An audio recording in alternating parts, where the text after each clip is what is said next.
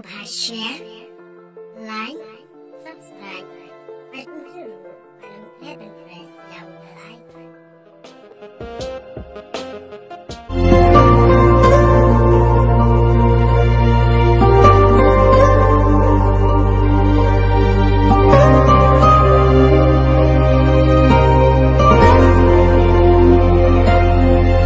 Lara klem jing it na pi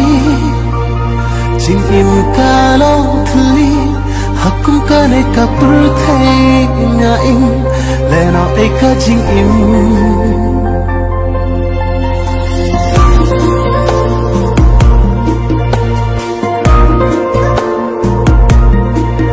Lara klem jing it na pi jing im ka long thli ka pru thai nga in le na e ka jing im